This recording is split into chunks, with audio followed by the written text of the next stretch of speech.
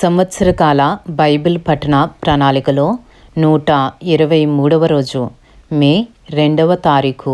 ఈనాటి అనుదిన బైబిల్ పఠనములో 3 అధ్యాయములు పరిశుద్ధ గ్రంథములోని పాత నిబంధన గ్రంథము నుండి లేవీయ కాండము 16వ అధ్యాయము, 17వ అధ్యాయము మరియు 18వ అధ్యాయము. ఈనాటి భాగములోని 3 అధ్యాయములలో మొదటి అధ్యాయము లేవీయ కాండము 16వ అధ్యాయంలో ఉన్న 34 వచనములు. అహరోను 2 కుమారులు యెహోవా సన్నిధికి సమీపించి చనిపోయిన తరువాత యెహోవా మోషేతో మాట్లాడి నేను కరుణాపీఠము మీద మేఘములో కనబడుదును గనుక నీ సహోదరుడైన అహరోను చావకయుండునట్లు అతడు మందసము మీది కరుణాపీఠము ఎదుటనున్న అడ్డతెర లోపలికి ఎల్లప్పుడూ రాకూడదని అతనితో చెప్పుము. అతడు పాప పరిహారార్థ బలిగా ఒక కోడె దూడను, దహన బలిగా ఒక పొట్టేలును తీసుకుని వీటితో పరిశుద్ధ స్థలములోనికి రావలెను. అతడు ప్రతిష్ఠితమైన చొక్కాయి తొడుగుకొని తన మానమునకు సన్ననార లాగులు తొడుగుకొని సన్ననార దట్టి కట్టుకుని సన్ననార పాగా పెట్టుకునవలెను. అవి ప్రతిష్ఠ వస్త్రములు గనుక అతడు నీళ్లతో దేహము కడుగుకొని వాటిని వేసుకునవలెను. మరియు అతడు ఇశ్రాయేలీల సమాజమునొద్ద నుండి పాప పరిహారార్థ బలిగా 2 మేకపిల్లలను, దహన బలిగా ఒక పొట్టేలును తీసుకుని రావలెను. అహరోను తన కొరకు పాప పరిహారార్థ బలిగా ఒక కోడెను అర్పించి తన నిమిత్తమును తన ఇంటివారి నిమిత్తమును ప్రాయశ్చిత్తము చేసి ఆ 2 మేక పిల్లలను తీసుకుని వచ్చి ప్రత్యక్షపు గుడారము యొక్క ద్వారమునొద్ద యెహోవా సన్నిధిని వాటిని ఉంచవలెను. అప్పుడు అహరోను యెహోవా పేరట ఒక చీటిని, విడిచిపెట్టే మేక పేరట ఒక చీటిని, ఆ 2 మేకల మీద 2 చీట్లను వేయవలెను. ఏ మేక మీద యెహోవా పేరట చీటీ పడునో ఆ మేకను అహరోను తీసుకుని వచ్చి పాప పరిహారార్థ బలిగా అర్పింపవలెను. ఏ మేక మీద విడిచిపెట్టుట అనే చీటీ పడునో దాని వలన ప్రాయశ్చిత్తము కలుగునట్లు దానిని అరణ్యములో విడిచిపెట్టుటకై యెహోవా సన్నిధిని దానిని ప్రాణముతోనే ఉంచవలెను. అప్పుడు అహరోను పాప పరిహారార్థ బలియగు ఆ కోడెను తీసుకుని వచ్చి తన నిమిత్తమును తన ఇంటివారి నిమిత్తమును ప్రాయశ్చిత్తము చేసుకునవలెను.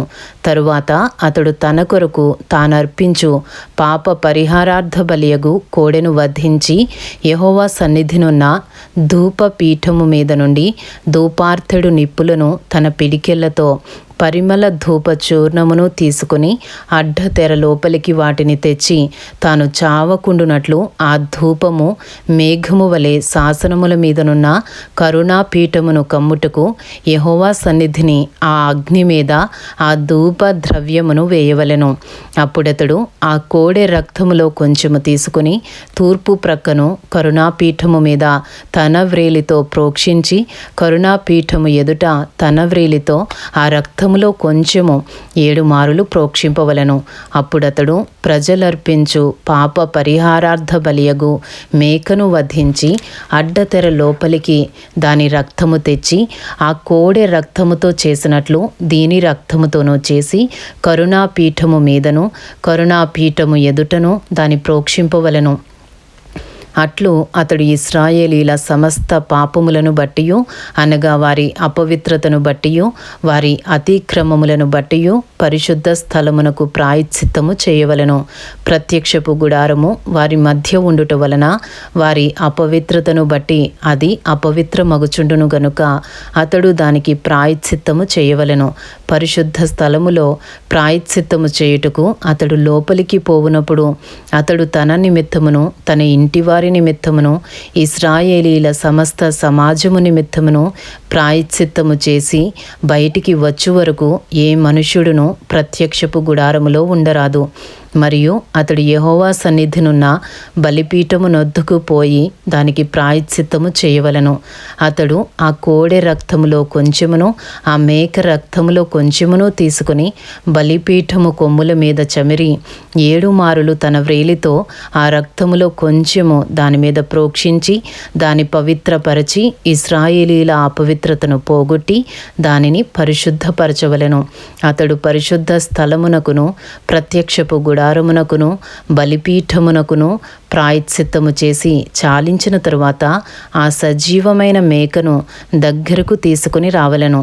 అప్పుడు అహరోను సజీవమైన ఆ మేక తల మీద తన 2 చేతులు ఉంచి ఇశ్రాయేలీల పాపములన్నీయు అనగా వారి దోషములన్నీయు వారి అతిక్రమములన్నీయు దాని మీద ఒప్పుకొని ఆ మేక తల మీద వాటిని మోపి తగిన మనుష్యుని చేత అరణ్యములోనికి దాన్ని పంపవలెను. ఆ మేక వారి దోషములన్నిటినీ ఎడారి దేశమునకు భరించిపోవను. అతడు అరణ్యములో ఆ మేకను విడిచిపెట్టవలెను. అప్పుడు అహరోను ప్రత్యక్షపు గుడారములోనికి వచ్చి తాను పరిశుద్ధ స్థలములోనికి వెళ్ళినప్పుడు తాను వేసుకునిన నార బట్టలను తీసి అక్కడ వాటిని ఉంచి పరిశుద్ధ స్థలములో దేహమును నీళ్లతో కడుగుకొని బట్టలు తిరిగి ధరించుకొని బయటికి వచ్చి తన కొరకు దహన బలిని ప్రజల కొరకు దహన బలిని అర్పించి తన నిమిత్తమును ప్రజల నిమిత్తమును ప్రాయశ్చిత్తము చేయవలెను. పాప పరిహారార్థ బలి పశువు యొక్క క్రొవ్వును బలిపీఠము మీద దహింపవలెను. విడిచిపెట్టే మేకను వదిలినవాడు తన బట్టలు ఉదుకుకొని నీళ్లతో దేహము కడుగుకొని తరువాత పాలిములోనికి రావలెను. పరిశుద్ధ స్థలములో ప్రాయశ్చిత్తము చేయుటకు వేటి రక్తము దాని లోపలికి తేబడెనో పాప పరిహారార్థ బలియగు ఆ కోడెను ఆ మేకను ఒకడు పాలెము వెలుపలికి తీసుకుని పోవలెను. వాటి చర్మములను వాటి మాంసమును వాటి మలమును అగ్నితో కాల్చివేయవలెను. వాటిని కాల్చివేసిన వాడు తన బట్టలు ఉదుకుకొని నీళ్లతో దేహము కడుగుకొనిన తరువాత పాలెములోనికి రావలెను. లేవీయ కాండము 16వ అధ్యాయము 29వ వచనము నుండి. ఇది మీకు నిత్యమైన కట్టడ. స్వదేశులు గాని మీ మధ్య నుండు పరదేశులు గాని మీరందరూ 7వ నెల 10వ నాడు ఏ పని అయినను చేయక మిమ్మును మీరు దుఃఖపరుచుకొనవలెను. ఏలయనగా మీరు యెహోవా సన్నిధిని మీ సమస్త పాపముల నుండి పవిత్రులగునట్లు ఆ దినమున మిమ్ము పవిత్రపరచునట్లు మీ నిమిత్తము ప్రాయశ్చిత్తము చేయబడెను. అది మీకు మహావిశ్రాంతి దినము. మిమ్మును మీరు దుఃఖపరుచుకొనవలెను. ఇది నిత్యమైన కట్టడ. ఎవరు తన తండ్రికి మారుగా యాజకుడగుటకై అభిషేకము పొంది తన్ను ప్రతిష్ఠించుకొనునో ఆ యాజకుడు ప్రాయశ్చిత్తము చేసుకుని నారవస్త్రములైన ప్రతిష్ఠిత వస్త్రములను ధరించుకొనవలెను. మరియు అతడు అతి పరిశుద్ధముగానున్న మందిరమునకును ప్రత్యక్షపు గుడారమునకును బలిపీఠమునకును ప్రాయశ్చిత్తము చేయవలెను. మరియు అతడు యాజకుల నిమిత్తమును సమాజము నిమిత్తమును ప్రాయశ్చిత్తము చేయవలెను. సంవత్సరమునకు ఒకసారి ఇశ్రాయేలీల సమస్త పాపములను బట్టి వారి నిమిత్తము ప్రాయశ్చిత్తము చేయుటకు ఇది మీకు నిత్యమైన కట్టడ. యెహోవా మోషేకు ఆజ్ఞాపించినట్లు అతడు చేసెను. ఇంతటితో లేవీయ కాండము 16వ అధ్యాయంలో ఉన్న 34 వచనములు పూర్తి చేయబడినవి. ఈనాటి భాగంలోని 3 అధ్యాయములలో 2వ అధ్యాయము లేవీయ కాండము 17వ అధ్యాయంలో ఉన్న 16 వచనములు. మరియు యెహోవా మోషేకు ఈలాగు సెలవిచ్చెను, నీవు అహరోనుతోనూ అతని కుమారులతోనూ ఇశ్రాయేలీలందరితోనూ ఈలాగు చెప్పుము. ఇది యెహోవా ఆజ్ఞాపించిన మాట. ఇశ్రాయేలీల కుటుంబములలో యెహోవా మందిరము ఎదుట యెహోవాకు అర్పణము అర్పించుటకు పూనుకునివాడు అది ఎద్దే గాని గొర్రెయే గాని మేకయే గాని ప్రత్యక్షపు గుడారము యొక్క ద్వారమునొద్దకు దానిని ముందు తేక పాలెములో వధించినను పాలెమునకు వెలుపల వధించినను ఆ మనుష్యుడు తన ప్రజలలో నుండి కొట్టివేయబడును. వాడు రక్తమును ఒలికించినవాడు. ఇశ్రాయేలీలు బయట వధించుచున్న బలి పశువులను ఇక బయట వధింపక యెహోవా పేరట యాజకుని యొద్దకు ప్రత్యక్షపు గుడారము యొక్క ద్వారమునకే తీసుకుని వచ్చి సమాధాన బలిగా అర్పించునట్లు ఆ మనుష్యుడు జనుల నుండి కొట్టివేయబడవలెను. యెహోవాకు ఇంపైన సువాసన కలుగునట్లు యాజకుడు ప్రత్యక్షపు గుడారము యొక్క ద్వారమునొద్దనున్న యెహోవా బలిపీఠము మీద వాటి రక్తమును ప్రోక్షించి వాటి క్రొవ్వును దహింపవలెను. వారు వ్యభిచారులై అనుసరించుచూ వచ్చిన దయ్యముల పేరట వధించినట్లు ఇక మీదట తమ బలి పశువులను వధింపరాదు. ఇది వారి తరతరములకు వారికి నిత్యమైన కట్టడ. మరియు నీవు వారితో ఇట్లనము, ఇశ్రాయేలు ఇశ్రాయేలీల కుటుంబములలో గాని మీలో నివసించు పరదేశులలో గాని ఒకడు దహన బలినైనను వేరొక ఏ బలినైనను యెహోవాకు అర్పింపనుద్దేశము గలవాడై ప్రత్యక్షపు గుడారము యొక్క ద్వారమునొద్దకు తీసుకుని రాని ఎడల ఆ మనుష్యుడు జనులలో నుండి కొట్టివేయబడును. లేవియకాండము 17వ అధ్యాయము 10వ వచనము నుండి. మరియు ఇశ్రాయేలీల కుటుంబములలోనేమి మీలో నివసించు పరదేశులలోనేమి ఒకడు దేని రక్తమును తినినను రక్తము తినువానికి నేను విముఖుడనై జనులలో నుండి వాని కొట్టివేయుదును. రక్తము దేహమునకు ప్రాణము, మీ నిమిత్తము ప్రాయశ్చిత్తము చేయునట్లు బలిపీఠము మీద పోయుటకై దానిని మీకిచ్చితిని. రక్తము దానిలోనున్న ప్రాణమును బట్టి ప్రాయశ్చిత్తము చేయును. కాబట్టి మీలో ఎవడునూ రక్తము తినకూడదనియు మీలో నివసించు ఏ పరదేశియో రక్తము తినకూడదనియు నేను ఇశ్రాయేలీలకు ఆజ్ఞాపించితిని. లేవియకాండము 17వ అధ్యాయము 13వ వచనము నుండి. మరియు ఇశ్రాయేలీలలోనే గాని మీలో నివసించు పరదేశులలోనే గాని ఒకడు తినదగిన మృగమునైనను పక్షినైనను వేటాడి పట్టిన ఎడల వాడు దాని రక్తమును ఒలికించి మంటితో కప్పవలెను. ఏలయనగా అది సమస్త దేహములకు ప్రాణాధారము, దాని రక్తము దాని ప్రాణమునకు ఆధారము. కాబట్టి మీరు ఏ దేహ రక్తమును తినకూడదు. వాటి రక్తము సర్వ దేహములకు ప్రాణాధారము. దానిని తిను ప్రతివాడు మరణశిక్ష నొందునని నేను ఇశ్రాయేలీలకు ఆజ్ఞాపించితిని. మరియు కళేబరమునైనను చీల్చబడిన దానినైనను తిను ప్రతివాడు దేశమందు పుట్టినవాడేమి పరదేశి ఏమి వాడు తన బట్టలను ఉదుకుని నీళ్లతో దేహమును కడుగుకొని సాయంకాలము వరకు అపవిత్రుడగును, తరువాత పవిత్రుడగును.